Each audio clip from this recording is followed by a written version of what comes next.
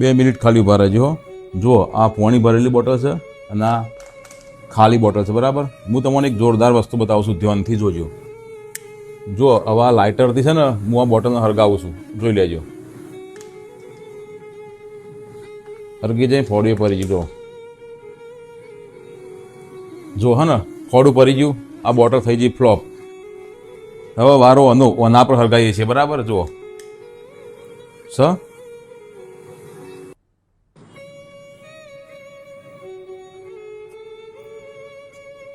જોઈ લો, હજુ સુધી નહીં થયું. કોઈ દેખાય છે? જે માણસ અંદરથી ખાલી હોય ને એને દુનિયાની અંદરની વાતે બારી નાખે, આવું એનો સોત્રો વેરી જાય બરાબર.